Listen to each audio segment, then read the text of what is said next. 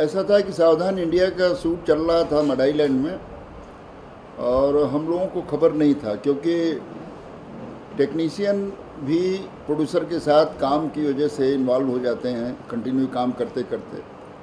तो वहाँ कुछ 20 घंटे काम हो रहा था और अगले दिन फिल्म सिटी में 7 बजे से उनकी फिर से शूटिंग थी। तो वो कंटिन्यू काम करते, डेली आना जाना, भागना दौड़ना। तो वो हमारे जो प्रमोद कालेकर जी थे, कैमरा अपने क्या बोलते हैं कि art director, assistant art director, वो मोटरसाइकिल से अपने असिस्टेंट के साथ जा रहे थे घर। उनका जो एक्सीडेंट है अपना अंधेरी ब्रिज के ऊपर हुआ। टेक्निकली जो है ऐसा होता नहीं है कि यहाँ पर आप सेट से बाहर हो जाते हैं तो उसके बाद भी आपके बारे में कोई सोचे। मगर फेडरेशन ने जो नई अपनी नीति बनाई है, अपने संविधान में जो चेंजेस लाई है, उसमें ये है कि घर से स्टार्ट होने से लेकर घर वापस जाने तक यदि किसी मेंबर को, आर्टिस्ट को, टेक्नीशियन को कोई हादसा होता है तो उसकी रिस्पांसिबिलिटी उस काम देने वाले प्रोड्यूसर का है जिसने अपने काम पर बुलाया था।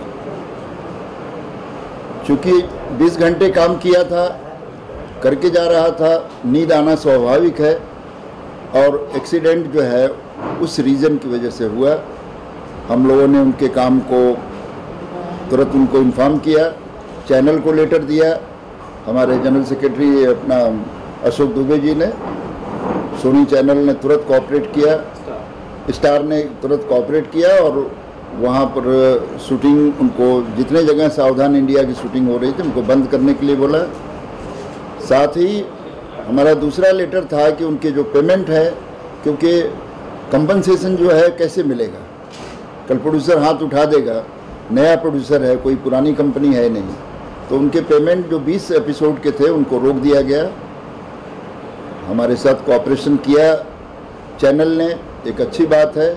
फिर भी इसमें दोषी प्रोड्यूसर भी है, चैनल भी है।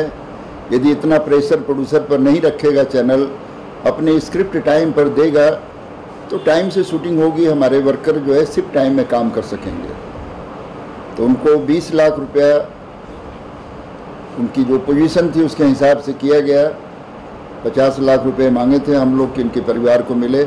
एक आदमी जो मर जाता है उसकी कीमत बहुत ज़्यादा होती है, 50 लाख कोई चीज़ नहीं है। मगर प्रोड्यूसर की भी हालत ऐसी थी कि वो 20 लाख देने में ही मर जाने वाला था। तो उन्होंने 15 लाख रुपए वो दिया और 5 लाख रुपए का उन्होंने जो इंश्योरेंस कराया था उसको दिया। तो 20 लाख मिला। आज हमने उनकी फैमिली को बुलाया था और उनको फेडरेशन की तरफ से, सारे दूसरे एसोसिएशन की तरफ से, लाइट मजदूर यूनियन की तरफ से कुछ मदद की गई है। आगे भी उनको मदद दी जाएगी, क्योंकि लोग अलर्ट नहीं थे कि उनको अभी आज हमें चेक लेकर आना है। तो हमारी 32 एसोसिएशन है, यथाशक्ति हर लोग उनकी मदद करेंगे। साथ ही ये डिसीजन लिया गया है कि यदि कोई इस तरह के हादसे में फैमिली का मेंबर मरता है, उसके परिवार में यदि लड़का या उसकी वाइफ काम करने योग्य है, तो सपोज उस डिपार्टमेंट के लायक नहीं मगर कुछ और काम कर सकती है, तो उसके कार्ड को एनरोलमेंट जो है उनके नाम पर ट्रांसफ़र करके फ्री ऑफ कास्ट जो है फेडरेशन कोशिश करेगी कि उनको मेंबरशिप दी जाए ताकि वो अपनी रोजी रोटी कमा सके।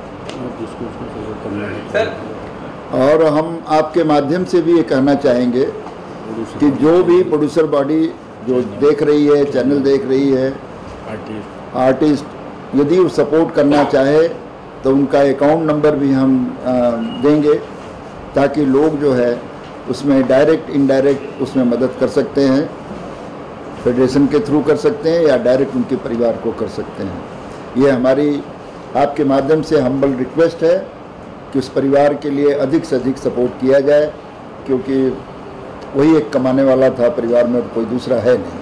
सर, शूट पर ओवर टाइमिंग को लेकर भी काफ़ी शिकायत है सर आपके पास आ रही है, ये हादसे के पहले भी आ रही थी और अभी भी शायद आपके पास आ रही होगी। तो जो ओवर टाइम किया जा रहा है वर्कर्स को, उस पर क्या कहना चाहोगे, उस पर आप किस तरह का एक्शन लोगे? बात ओवर टाइम की नहीं है, प्रोड्यूसर अपना काम कराता रहता है और ओवर टाइम की बात होती तो 8 घंटे के बाद 4 घंटा एक शिफ्ट माना जाता है यदि लोगों को पैसे मिले। हमने तो ये करके रखा है कि यदि आपको काम बहुत ज़रूरी है और आपको डिलीवर करना है तो आप सेकंड यूनिट लगाइए और आप काम कर सकते हैं। हम आपके सपोर्ट में खड़े हैं। फेडरेशन काम रोकना नहीं चाहती, मगर जो शिफ्ट टाइम है उसको क्रॉस करके आप काम करते हैं बगैर किसी इन्फॉर्मेशन के और हादसे इस तरह से होते हैं तो जान की कीमत तो जान होती है। हम तो नहीं कर सकते, मगर दोबारा इस तरह का काम नहीं होने देंगे। यदि इस तरह का कोई काम होता है तो उन पर क्रिमिनल केस किया जाएगा। तब तक बॉडी को हम लोग उठाने के लिए तैयार नहीं है जब तक कि पुलिस उनके खिलाफ कार्रवाई नहीं करती है। कंपनसेशन अपनी जगह पर है, मगर उन पर, चैनल पर, प्रोड्यूसर पर केस भी किया जाएगा, क्योंकि ये ह्यूमन राइट का हनन है। ऐसा होना नहीं चाहिए। हादसा रोका जा सकता है क्योंकि चैनल में जो शो चलते हैं मंडे टू फ्राइडे चलता है, कोई शो मंडे टू सैटरडे चलता है, तो कहीं ना कहीं ये शो को डिलीवर करने के लिए 12 से 13 घंटा शूट लगता है। तो कहीं ना कहीं जो सेलिब्रिटी है वो भी परेशान रहते हैं, लेकिन वो चुप रहते हैं क्योंकि आगे आएंगे तो उनको आगे जाके उनका काम नहीं मिलेगा। लेकिन आप लोग चैनल के ऊपर क्यों नहीं आप लोग बोलते हैं कि मंडे टू थर्सडे, जो पहला होता था कि मंडे टू थर्सडे शूट चलता था, और इस पर कई सारे सेलिब्रिटी नहीं बोलते क्योंकि उनको डर लगता है कि उनकी नौकरी चली जाएगी। नहीं, बिल्कुल आपका सजेशन हमें बिल्कुल एक्सेप्ट है और हमें भी पता है इस बारे में।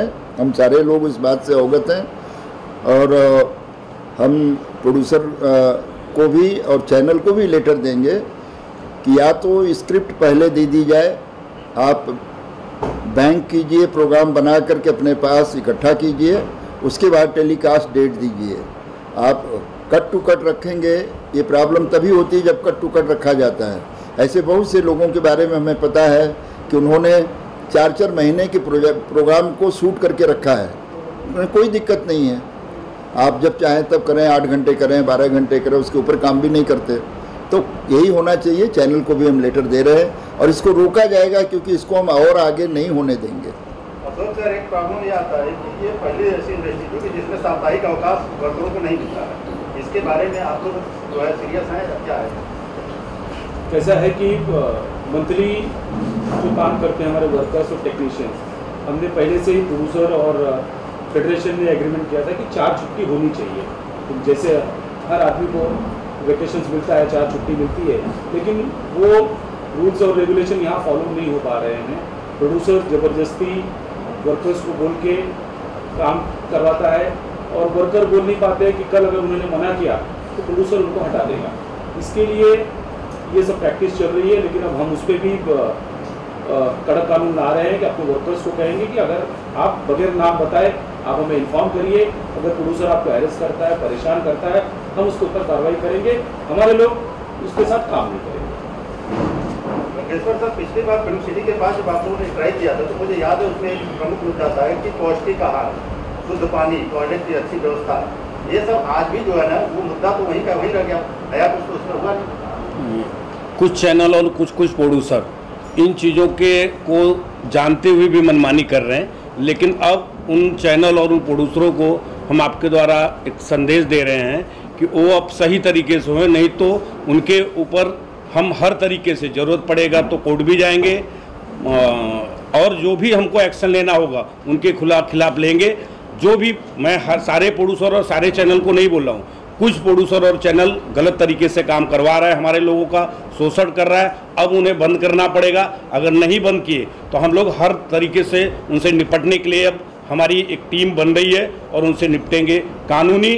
और जो भी जिस तरीके से वो बोलेंगे, अगर वो जिस तरीके से शूटिंग अपनी मनमानी 12 घंटा, 15 घंटा, 18 घंटा करे, उसके बाद वो पेमेंट भी नहीं देते, मंथली छुट्टी और जो खाने का पौष्टिक आहार वगैरह नहीं मिलता, उन चीज़ों पे हमारी हेल्थ सेफ्टी टीम जा रही है, इंक्वायरी करेगी और ऐसे प्रोड्यूसर के खिलाफ हम जरूरत पड़ेगा तो कोर्ट भी जाएंगे। सर, एक सवाल ये भी उठता है कि कोरोना काल में आज ज़्यादातर जगहों पे आप जाइए तो सैनिटाइजर आपको नहीं मिलेंगे, सोशल डिस्टेंसिंग का पालन नहीं होता है, अधिकांशतः सेटों की ये समस्या आ रही है, इसके बारे में क्या कहेंगे? जैसे शुरू में लोगों ने सिस्टम फॉलो किया, प्रोड्यूसर बॉडी ने भी उनसे कहा था हर सीटों पे उन्होंने सैनिटाइजर की व्यवस्था, डॉक्टर की व्यवस्था सब रखी थी। लेकिन पिछले कुछ दिनों से ये हमारी हेल्थ एंड सेफ्टी टीम ने हमें कंप्लेन भी की कि अब लोग नॉर्मल हो गए हैं, लोगों का डर खत्म हो गया है और बहुत से सीटों पे इसकी कोई व्यवस्था नहीं है। और हम आपके माध्यम से भी कहना चाहेंगे कि प्रोड्यूसर को हमने आज ही लेटर लिखा है कि इस तरीके की हरकतें आपके प्रोड्यूसर्स कर रहे हैं, आप उनको समझाइए, नहीं तो फिर हम फ्री हैं कि हमें किसके साथ काम करना और किसके साथ नहीं काम करना। आज ज़्यादातर जगहों पे देखा गया है कि कोविड काल के बावजूद जो है लोग कोई भी सुरक्षा का मतलब, ये तो है कोविड में सुरक्षा होना चाहिए, बीमा होना चाहिए, बीमा नाम की तो कोई चीज़ होती नहीं, प्रोड्यूसर जानते भी नहीं है, जबकि ये गाइडलाइन में था कि बीमा करेंगे। ऐसा है कि हमने 25 लाख रुपए की मांग की थी हमारे मेंबरों के लिए कि कोविड का इंश्योरेंस होना चाहिए। कुछ प्रोड्यूसर्स ने 25 लाख का इंश्योरेंस किया भी, कुछ 2 मेंबरों की हमारी डेथ भी हुई थी जिसमें उन्होंने कंपनसेशन दिया भी। जेडी मजेठिया जो IFTPC के चेयरमैन है, उन्होंने 25 लाख रुपया हमारे वर्कर को दिया भी, ऐसा नहीं है। लेकिन कुछ प्रोड्यूसर्स जानबूझकर ये करना नहीं चाहते। उनका कहना है कि हमारा बजट नहीं है, चैनल ने हमारे बजट कम कर दिए हैं, बजट कम करने की वजह से हमारा नुकसान हो रहा है। लेकिन आपका नुकसान हो रहा है, लेकिन हमारे मेंबर की अगर डेथ होती है उसकी जवाबदारी कौन लेगा? हमने ऑलरेडी इसके लिए प्रोड्यूसर बॉडी को लेकर हमारी सब ज़्यादातर जगहों पे देखा गया है कि सरकार आपके फेडरेशन को, या इसके 5 लाख मेंबर हैं, 32 यूनियनें हैं आपके फेडरेशन के अंतर्गत, 5 लाख मेंबर हैं, और इनके अगर 5 लाख के फैमिली को मना लिया जाए तो 20 लाख लगभग जो होते हैं जो फेडरेशन से डायरेक्ट या इनडायरेक्ट जुड़े हुए हैं। इसके लिए सरकार कोई मदद नहीं करती, आपको कुछ पहल नहीं करते कि सरकार भी इसमें कुछ मदद करे? देखिए, कोरोना काल में जब हमारे सामने प्रॉब्लम आया था कि लोगों के काम बंद हो गए थे, लोग डेली बेसिस वर्कर और जो मंथली वर्कर हैं, जो कॉन्ट्रैक्ट वाले वर्कर हैं, सबको समस्या हुई थी। सबकी इतनी प्रॉब्लम हो गई थी कि हमको तुरंत सरकार को लेटर लिखना पड़ा। मैंने सेंट्रल गवर्नमेंट को लिखा, मैंने सीतारमन जी को लिखा, फाइनेंस मिनिस्टर को लिखा, मुख्यमंत्री को लिखा, यहाँ के सारे मिनिस्ट्री को लिखा कि हमारे वर्करों के लिए, सिनेमा वर्कर के लिए मदद की जाए, क्योंकि सेंट्रल ने भी 20 लाख करोड़ सैंक्शन किया था कि लोगों को कोरोना काल में लोगों को मदद की जाएगी दवा के लिए, इसके लिए तमाम बातें बताई गई थी। मगर मेरे किसी भी लेटर का किसी ने कोई जवाब नहीं दिया, बल्कि स्टेट गवर्नमेंट के कुछ मंत्रियों ने, कुछ नेताओं ने हमारी इंक्वायरी शुरू कर दी। मदद तो नहीं आई कहीं से, मगर हमारी इंक्वायरी शुरू कर दी गई रजिस्ट्रार के थ्रू कि हम लोग बहुत ज़्यादा पैसा आया और उन लोगों में नहीं बटा, जबकि सारा बड़ा क्रिस्टल क्लियर था। सलमान खान ने डायरेक्ट लोगों के अकाउंट में पैसे डाले थे, प्रोड्यूसर बॉडी ने पैसे दिए, वो भी डाला गया था। यशराज फिल्म ने जो दिया था उसको उन्होंने डायरेक्ट डाला पेमेंट। तो कहीं से हमारा तो कोई प्रॉब्लम था नहीं और स्टाफ था नहीं, डायरेक्ट बैंक से बैंक का काम हो रहा था, कैश हमने किसी से डील किया नहीं था।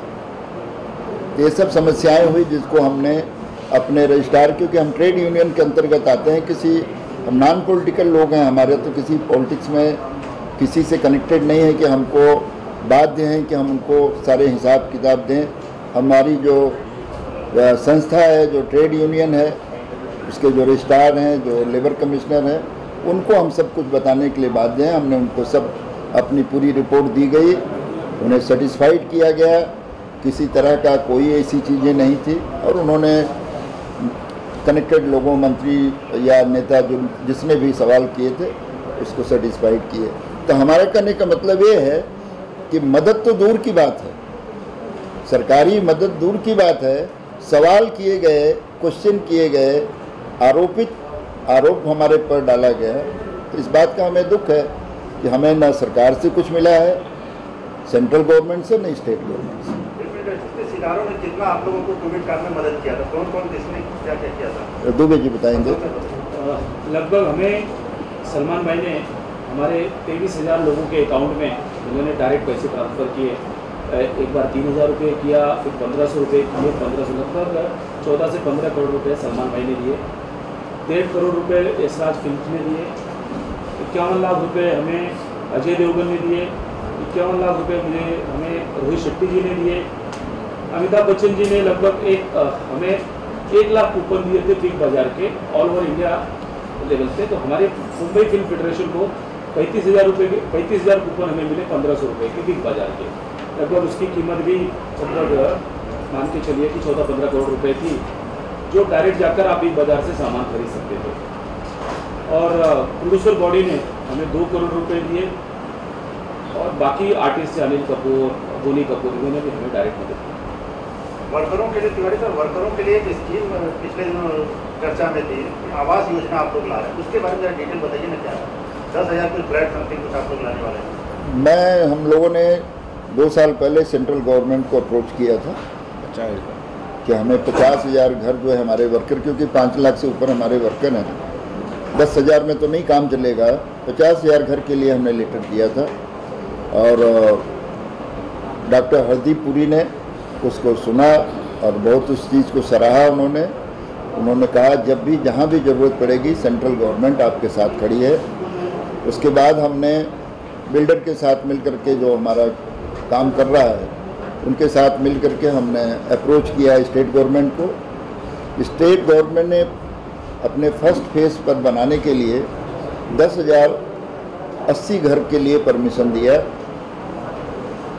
उसको उन्होंने सेंट्रल गवर्नमेंट में भेजा हरदीप पुरी जी के यहाँ, और वहाँ से पूरे के पूरे सैंक्शन हो गए कि आप फर्स्ट फेज़ में 10,080 मकान बना सकते हैं, जिसका हम लोग शिवरात्रि का दिन है कल, बड़ा शुभ मुहूर्त है। वहाँ मॉडल रूम जो है लोगों को एक दिखाने के लिए, बताने के लिए कि घर किस तरह का बनेगा, उसका हम लोग कल शिलान्यास करने जा रहे हैं। और उम्मीद है कि 30 अप्रैल को दादा साहब फाल्के की जो जन्म तिथि है उस पर हम लोग इस घर को, इस मॉडल रूम को लोगों तक सौंपेंगे और वहाँ से हमारी बिल्डिंग बनाने का काम शुरू होगा। कहाँ पे जगह पर? ये सेलू में है, करजत से पहले, और स्टेशन से बहुत नज़दीक है। ऐसा उम्मीद जताया जा रहा है कि यहाँ मेट्रो चालू होने वाली है। हाईवे से कनेक्टेड घर है, अपना ज़मीन है। इसमें 23 महले की बिल्डिंग बनेगी, स्कूल बनेगा और ESI का हॉस्पिटल होगा जो फ्री वर्करों के लिए, सीने वर्कर। पहली बात तो ये है कि सीने वर्कर के नाम पर ये हाउसिंग सोसाइटी को पास किया गया है कि सीने वर्कर, सिनेमा से कनेक्टेड लोग ही यहाँ पर रहेंगे। एक बहुत बड़ी जीत हुई है।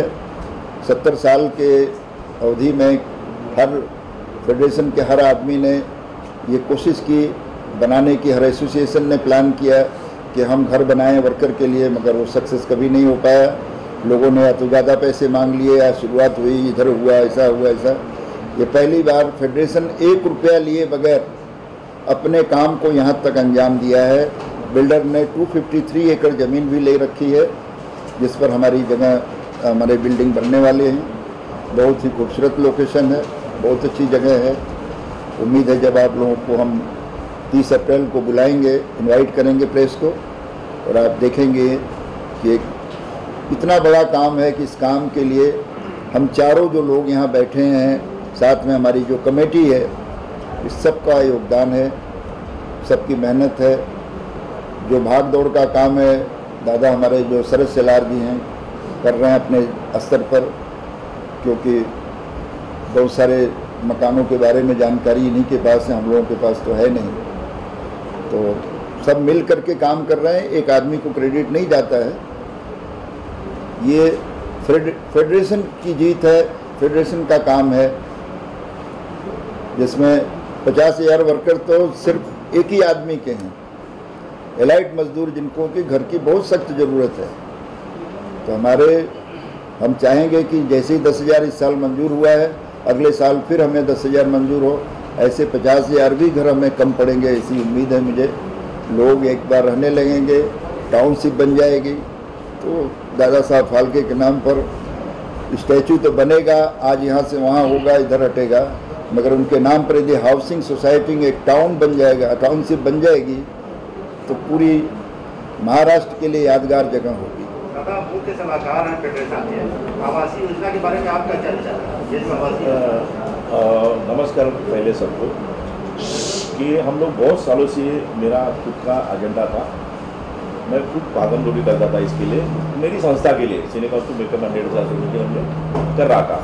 मगर कुछ राज्य सरकार, और आपको पता है कि सरकार जो है देश की, वो 3 साल के बाद, 5 साल के बाद बदली हो जाती है। तो फिर जब तक मेरा टाइम आता था उस मुकाम तक पहुँचने के लिए, तब तक मालूम पड़ता था कि सरकार गिर गई, ऑफिसर बदली हो गए। तो मुद्दा फिर वापस नए से उसको बोलो, बात करो, उसको नए से समझाओ। तो मैं तिवारी जी हमेशा सोचते यार अपना सारा कुछ ना कुछ तो करना ही पड़ेगा। तो तिवारी जी ने उनके सहयोग से एक उनके परिचित लोगों को बुलाया, फिर हम लोग डिस्कशन किया। मुझे उसको सुनने में बहुत अच्छा लगा। तो उस चीज़ को मैंने फॉलो किया, तिवारी जी ने फॉलो किया, अशोक ने फॉलो किया, नंदीश्वर जी ने फॉलो, सब लोगों ने फॉलो किया। और हमारी कमेटी जो हमारे फेडरेशन से जुड़ी इतनी कमेटी सारों को सहायता मिल गई। भाई बोले ने दादा करना ही पड़ेगा। तो इस मुकाम से हम लोग भागम चालू किए और ऊपर वाले की कृपा से, ईश्वर की कृपा से सारा आज हम लोग जो देख रहे हैं, जो आज हम लोग इतने खुश हैं दिलों से, दिल में से चारों भैया, आज कुछ ना कुछ तो ऐसा हुआ कि बाबा ये 4 आदमी थे तो जिनके वजह से और पूरी कमेटी के वजह से आज इस मुकाम पे हम लोग पहुँच गए। इससे ज़्यादा हमको कोई खुशी नहीं।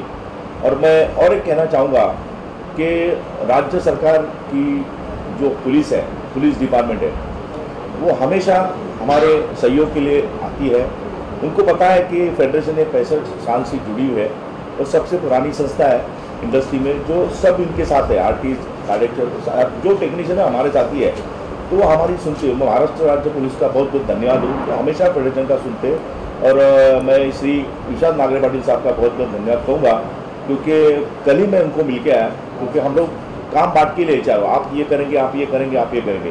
तो उनके पास गया था, उनको मैंने इन्वाइट किया था इस प्रोग्राम के लिए, मगर उनको कोई अर्जेंट ऐसा तो 2 दिन में कोई कमीशन लेवल का आदमी है तो आ नहीं सकते हो। तो उन्होंने रिक्वेस्ट की, लेकिन उन्होंने मेरे मुद्दे सुन लिए कि आजकल हमारी इंडस्ट्री में कुछ बाहर के लोग आ गए, बहुत सारे शूटिंग में तकलीफ देने लगे, कुछ पैसा मांग रहे, कोई 10,000 मांग रहा है, कोई 5,000 मांग रहा है। तो प्रोड्यूसर भी हमारा परेशान है, मतलब क्यों बोलता है यार मेरा काम खराब हो जाएगा, उससे अच्छे 5,000 रुपये लेकर चले जा। तो ये ज़्यादा बढ़ गया है।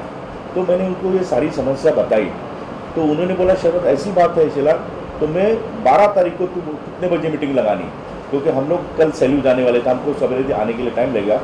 12 तारीख को परसों 4 बजे उन्होंने खुद फिल्म सिटी में ये करके पूरी पुलिस डिपार्टमेंट को इन्फॉर्म कर दिया कि 4 बजे फेडरेशन, पुलिस डिपार्टमेंट और फिल्म सिटी के नियोजन से एक मीटिंग रहेगी। ये सारे मुद्दे फेडरेशन के सुना जाएंगे, क्या है क्या नहीं।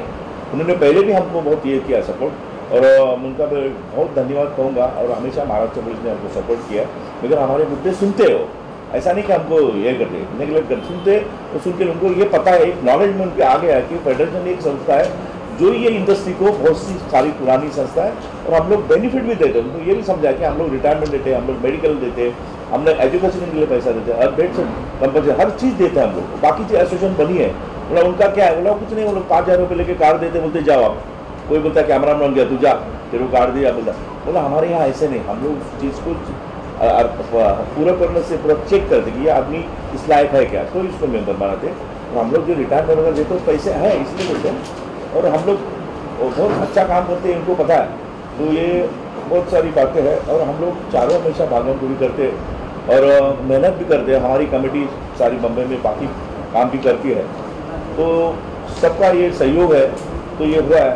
इसलिए मैं तय सब गवर्नमेंट डिपार्टमेंट, सेंट्रल गवर्नमेंट, सबका मैं धन्यवाद कहता हूँ। ये ग्रीन निर्माण जो स्कीम है, हाँ जी। ये प्रथम फेज की कब तक मतलब पूर्ण होने की संभावना है, और लॉकडाउन के बाद कंस्ट्रक्शन इंडस्ट्री जिस हिसाब से मंदी की चपेट में है, उसका क्या असर पड़ेगा?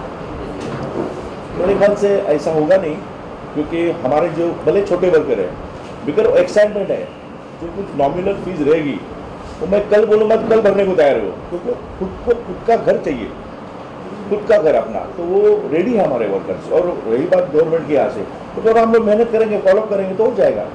इमीडिएट तो होता नहीं, गवर्नमेंट राज्य सरकार और केंद्र सरकार दोनों ने परमिशन दे दी है। और कल जो हमारा भूमि पूजन है वो सैंपल फ्लैट का है कि किस तरीके से हम सैंपल फ्लैट बनाएंगे। कल हमारी एसोसिएशन जो है 32 एसोसिएशन, उसके कमेटी मेंबर्स जाके वो जगह देख रहे हैं और उस मॉडल हाउस का जो भूमि पूजन वो करवा रहे हैं। 30 अप्रैल तक हमारा टारगेट है कि वो मॉडल हाउस कंप्लीट हो जाए। 30 अप्रैल को हम बड़ा कार्यक्रम, दादा साहब फाल्के जयंती के उपलक्ष्य में बड़ा कार्यक्रम रखते हैं, जिसमें हमारा निवेदन है कि मुख्यमंत्री हुए, उसके बाद हरदीप सिंह पुरी जी हुए जो इसके डिपार्टमेंट के हैं, कुछ बड़े आर्टिस्ट, अमिताभ बच्चन जी से हमारी बात चल रही है कि उस दिन वो आके वहाँ पे उसका भूमि पूजन करें।